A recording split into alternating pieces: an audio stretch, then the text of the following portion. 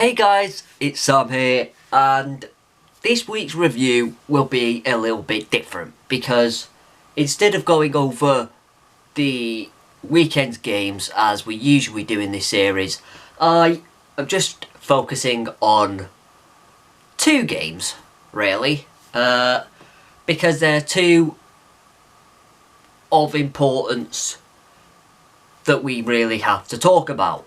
So, the first one is going to be about Forest and Ange Postecoglou's winless start continuing, which also on Friday, I believe it was,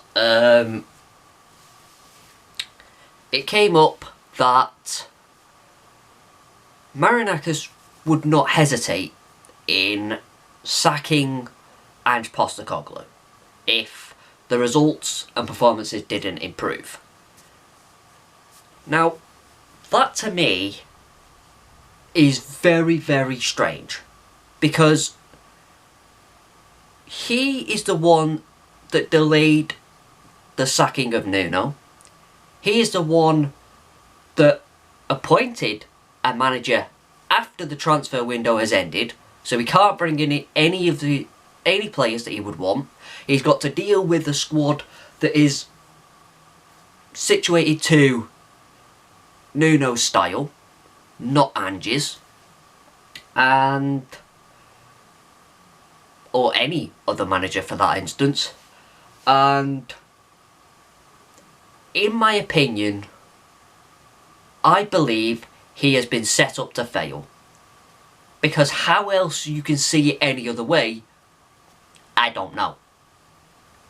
You're not giving him time to properly bed his ideas in. Alright, they're not winning games. That's important right now. But they're not particularly playing badly. They're playing very well in a lot of the games. They're just not taking their chances. And that's, again, I think I've talked about this in a previous video, whether it's the players kind of showing the owner that they didn't agree with the sacking of the previous manager and they don't particularly like this new manager, or they're not willing to give him a chance because they don't agree with removing the previous one. Who knows? But it doesn't look good. And after yesterday's game, another notification came up that said that Ange will speak with Marinakis about, the start that he's had. Which, in turn, whenever that may be, if that's today, that meeting could end with them parting ways. And it might not be likely. He might get until the November the November international break, but who knows, because Marinakis is someone that only looks forward. He doesn't look backwards. So with them finishing in 7th, I believe it was, and he getting upgraded to Europa League means they want to compete in that. They want to obviously move up, and he at least would have been very disappointed not getting Champions League football, and that's what he would have thought is the next step, going to challenge for a place in the top 4. Right now, they're challenging to stay in the division, and that is obviously a lot backwards than from last season, and it's a lot backwards than what he would have wanted, and that puts Ange under a massive amount of pressure. But at the same time, if you do sack him, it doesn't look good. And there might not be a lot of managers that want the job when they realise, am I only going to get 8 games before I'm gone? You know, if I don't start well, am I then gone as well? Like, how are you going to build anything if you don't have a stable manager? You know, Marinakis is in danger of turning Forest into Watford, where the minute it goes wrong, you're gone. The minute it goes wrong, you're gone. Next manager comes in, if it goes wrong, you're gone. You don't start well, you're gone. All these chop-changing managers, it doesn't work. You're only going to end up one way. And that's where Watford are now, where they are struggling to get out of the Championship because over a period of time, they've had unstable management where they haven't been able to build anything, and ultimately the players have probably had enough and gone, and now they're struggling in the Championship to get out of it after what had been a yo-yo, constant up down for a couple of years. After that happens, a club does usually stick. Sometimes it's sticking in the Prem, sometimes it is sticking in the Championship, like Norwich are doing now as well, who are also struggling. It's a constant battle, really, to kind of avoid any particular issues regarding the management and players and owners and all of that. It's just I don't get it. I don't. If he goes, who is left? Who is left to come in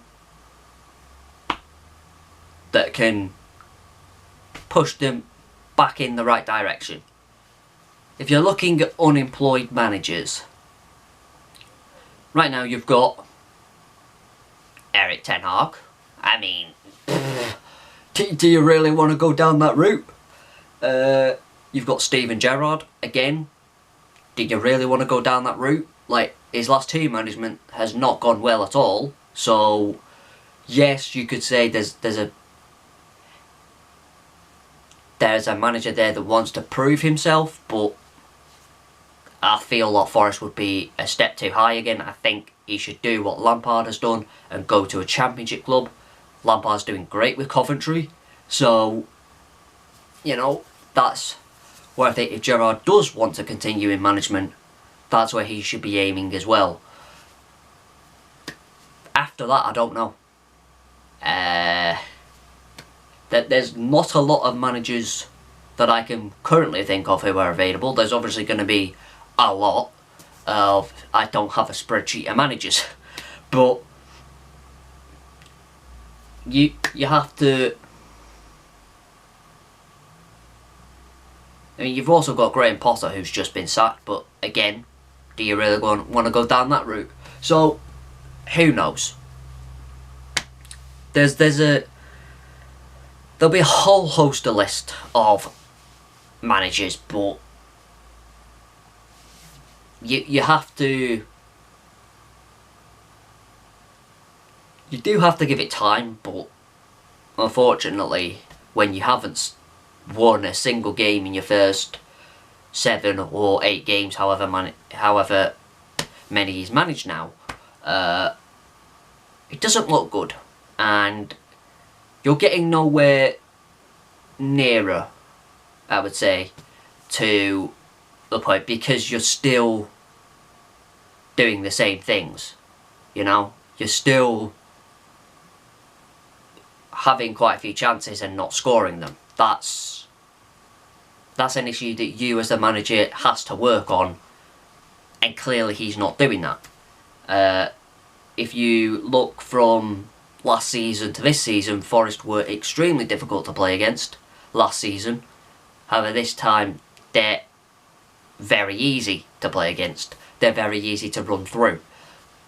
The high line that Ange loves to play and the very attacking football he loves to play doesn't seem to gel with Forest. It's not working. They're too open and they're too easy, and they're not nearly scoring enough to be able to say that this style is working. So either Ange has to change it, or somehow Forest are going to end up with 3 managers in just the first 3 or 4 months of a season, which is mind-blowing when you thought of where they finished last season. You thought that would never happen. But wrapping this segment up, do I believe that he will go? Yes. Do I think it's during this international break? I don't know. That is one I can't say for sure, but I do think he's gone, because he never had the fans to begin with, but when you come in and the fans are already not best pleased with it, you really have to start well, and he's far from that. So yeah, like I can't really say they've already turned on him, because he never had them to begin with, but it's getting bad. The players don't seem to be dedicated to him either, because they're not scoring goals, they're not winning games. So especially the Midtjylland one, that's the big one, I think, for a lot of people, is that you can't be losing at home to a team like Midtjylland. That should be a comfortable night for Forest in any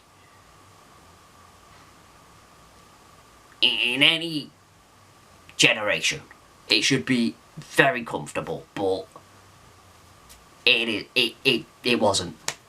You know, although it was 3-2, it was 3-1 with, you know, moments to spare, and it only so happened that they scored late to bring it back to 3-2, but they were never going to get that third to at least take a point from that. But yeah, it doesn't look good.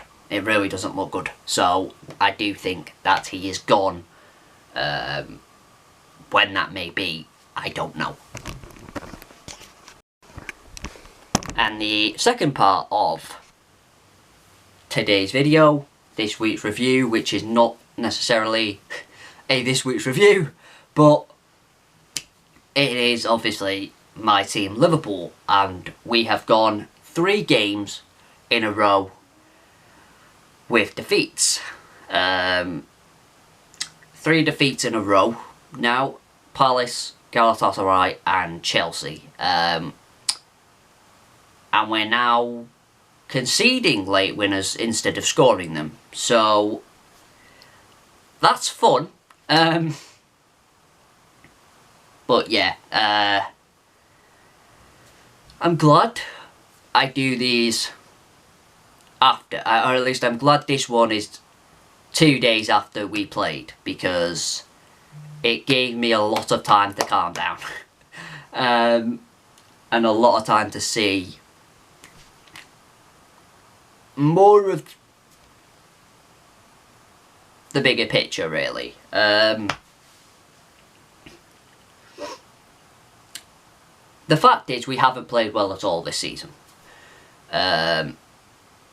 Those late winners were very, very, very fortunate. A lot of the time were not deserved. If anything, we should have conceded late winners instead of scoring them. But when you're winning and you're finding ways to win, it feels great. But the one thing that has always worried me with all these late winners was eventually when the luck runs out, what will happen then? When they finally hit that wall of we didn't get the late winner or we didn't get a late equaliser and you end up losing, what happens then? And that happened against Palace. And you thought, right, well, we deserve that because we were shit. But now you have to show a reaction in Galatasaray, in Turkey. That never happened either. So, okay, now we really need a reaction against Chelsea. That didn't happen either. And for the first time in Arne Slot's managerial career, he has lost 3 games in a row. For the first time in God knows how long, Liverpool have lost 3 games in a row. And now, the international break could not come soon enough for us. It's coming at the perfect time. And they need a break. They need to go away with their countries, have a couple of good games, come back full of confidence because it looks like it's gone. In just a week, in the span of a week, in the span of 3 games, that desire to keep going, that momentum that is big in football seems to have gone, and that willingness to get over the line also seems to have gone in the span of a week. And that is mind-blowing for a team that is champions. Losing 3 in a row is not championship material. And now, fortunately, thanks to an Everton win, we're still second. So that's about the only good thing we take into this international break, is that we are still second, only a point off Arsenal. So it's not all doom and gloom. But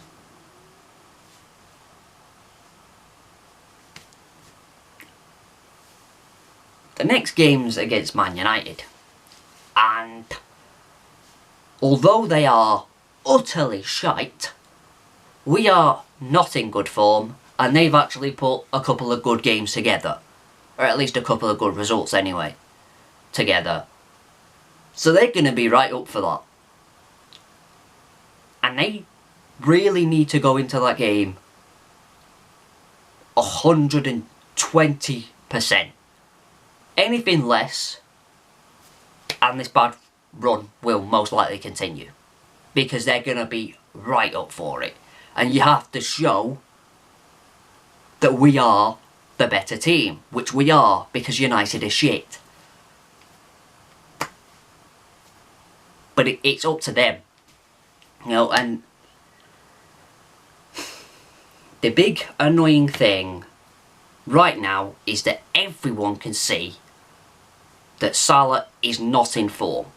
And you have an in-form player in Chiesa who is not getting enough minutes. He apparently didn't travel to Turkey because he had a knock. Alright, we have no reason to say that that wasn't true. Okay, he's on the bench for Chelsea. You literally specified that you were not risking taking him to Turkey to save him for Chelsea, yet he didn't even come on. Even when he is the one that's been scoring goals of late, and no one else really has. He's the one that always gives 100% when he's on the pitch, and has very rarely been on the pitch in a Liverpool shirt and performed badly. You can probably count on less than one hand the amount of times he's been on the pitch and played badly. You know, it hasn't been that much. When he comes on, he delivers. And he's not getting the chances. And you have to say now, there is a clear clear problem that has grown since Chiesa's joined. And you have to say now that it's almost definite Arne Slot didn't want him. He was a signing that was made late in the window to appease the fans, not the manager. Arne Slot didn't want him. And because of that, he has barely played him. Even when he has played him, he's scored. And he still doesn't get any reward for that in more minutes. He's still getting treated really badly, and it's poor. It's poor. It's probably the one thing since Arne Slot has joined which he has got massively wrong, and that I have to call him out for, is the treatment of Chiesa. Alright, last season we can maybe give him that. The lack of pre-season, then there was an issue with him catching up, and then I think we pushed him too hard to begin with, and he got injured, and then he was playing catch up even more. So alright, you've got that. But there's no excuses this season, especially with the way that he started this season and the way Salah has. Salah should be benched most games and Chiesa should be starting. But it's not happening. And alright, you would usually say you want Salah there because all it would take is one chance and he would score it. Well, he's getting that one chance and he's not scoring it. So why is he still on the pitch? Why are you still starting him? Why are you still giving him the full 90 minutes when you've got a player there that can score goals, that has been scoring goals on the bench, that's not getting even a second on the pitch? I don't get it. It doesn't make sense. And now you're in a position where yes, Salah was dropped for Galatasaray. Well done. But why is he not when Chiesa is available? So Salah can be dropped when Chiesa is not available, but when he is available, Salah won't be dropped. Does that make sense? Because it doesn't to me. Alright, I'm not the smartest, but that doesn't make sense. And I find anyone in the world to make that make sense. It doesn't. And he's happy to drop Florian Wirtz multiple times, but not Salah. I'm struggling to see what he's, because he's not. It's not even like Salah's being unlucky. He's just not started the season well. We're not saying that he's dropped off massively and that's it, his career's over and he's never going to reach those heights again. No, he's just in bad form. But when players are out of form, you have to drop them. You can't keep playing them because that isn't fair on the players that are in form that are not getting the game time. And yeah, that's pretty much it. But one thing that I will say is that I think what really hit home for, I think, a lot of fans, a lot of the actual fans, I will use that loosely. No, in fact, I won't use that loosely because they've been a fucking disgrace. Those people that replied to those posts, an absolute fucking disgrace to the fan base that just are not Liverpool fans. They're just not. What I will say is that it hit home for a lot of us when the comments were made after the Chelsea game from Van Dijk saying that this season was always going to be very hard with what happened in the summer. which I think we all knew that when it happened. But when the season starts, for fans anyway, for a lot of fans anyway, it will have gone to the back of the mind, and it'll be, we're in competitive mode now. And I have to say, I have been in that bracket of getting very annoyed and very confrontational when we have lost games during this week. But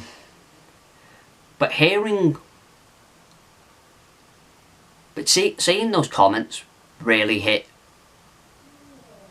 and really struck me in a way that was like, yeah, maybe we shouldn't be on their backs for at least this season. Maybe we should be giving them a lot more support than what we have been. And to see comments like, that isn't an excuse, that happened months ago, you have to move on, all of this lot, it doesn't feel real. It doesn't feel like that's a fan base that is trying to help their team who are in grieving. Like, grief doesn't just last a couple of weeks. These are players that spent years with him every single day. And in one instance, in 1 second, when they believed they were going to see him a couple of days later, gone. And all of a sudden, everything that you knew, the whole dressing room, shattered. And how could it not? Because he was a massive part of the team. He was a massive part of the fact that we won the title last season. He was a big figure since he came through the door, scoring lots of goals, doing incredibly well. You can't... I don't think we'd ever know what that's like. And for them to still have been able to start the season the way they have done is testament and credit to them. And there is still a team in there that wants to win, that wants to fight, that wants to be just as competitive as last season, but just can't at the minute. And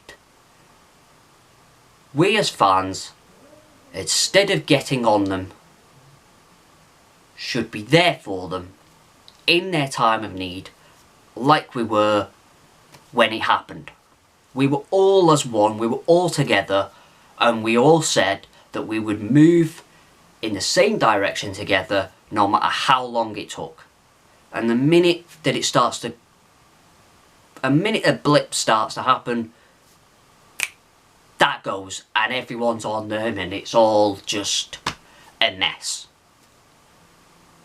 And then you're getting the blatant idiots that are saying, you know, it's time to say it, slot out. And it's like, are you a complete and utter fucking moron? You know, 3 games doesn't wipe out what, year and a few months that he's been here? That does not wipe it out. 3 games doesn't wipe out a year's of work, a year that saw us win the Premier League in his first season. Bearing in mind that was literally the exact same squad that Jurgen left him. And now he's put his own stamp on it, brought in a lot of players, sold a lot of players. It was always going to take time. And that is ultimately the biggest thing. okay, it hasn't clicked in the way that we would have liked. But it was always going to take time, especially for players that have come from overseas that have never played in the Premier League before.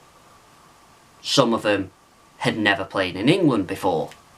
So you have to take that into account. A lot of people don't. A lot of people don't like that. But it's true. And after this international break, we build. You know, you're getting to that point where you've been together for quite a bit now that things should start to be gelling. And that's when you can really put down a stamper on, they need to do better. Right now, you're still in the early transitional stages, so at least for me, I'll let you off. But moving forward, we do have to see a little bit more of them in a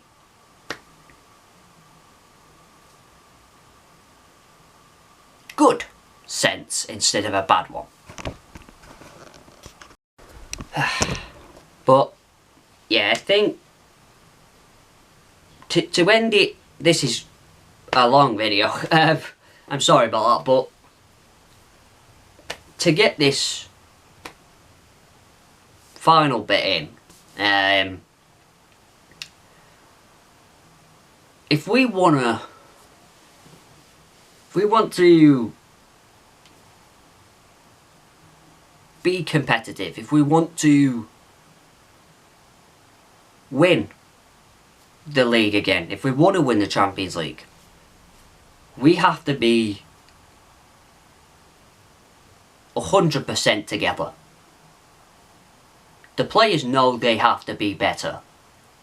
But when you have something like that on your mind, which it will be, because it will always be creeping in because they're human beings. You know, yes, they're competitive players. Yes, they're athletes that in other times have been able to block out outside things and focus when they're in games. But when something like that happens, only a handful of people will ever know what that's like. And you have to build. You have to rebuild on that. You have to rebuild a team that is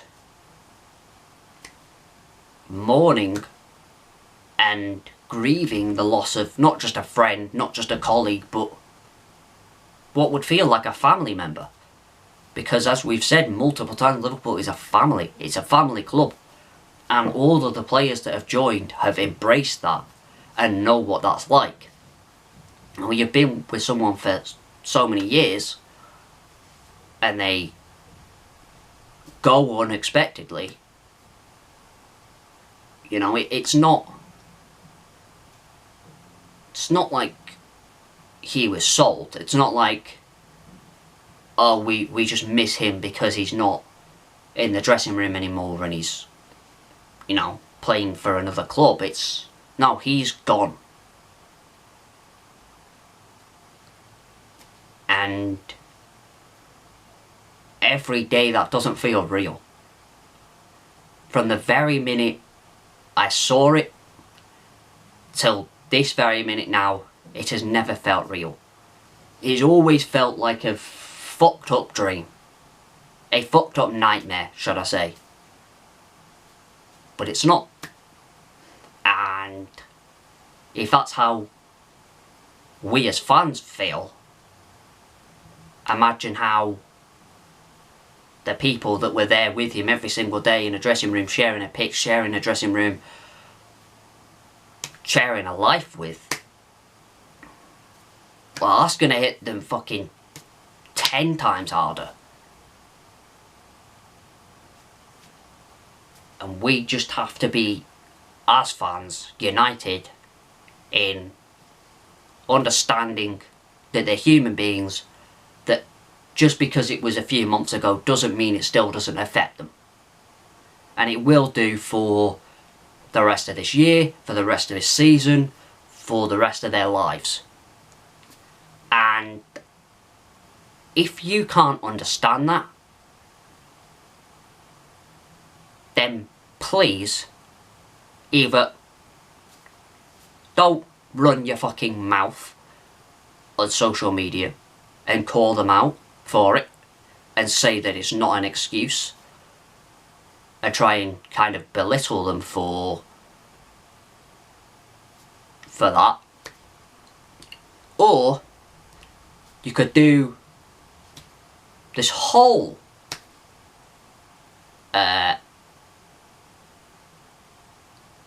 fan base a favour, and you could this whole club a favour really as well, and you could go off and support another team. Because if you're not willing to stand with the players when they need it the fucking most, then are you really a fan of this club? That is what you have to ask yourself. So that is where I'm going to end it. Thank you so much for watching. If you did enjoy, please leave a like, subscribe, and I'll see you guys in the next one. Peace.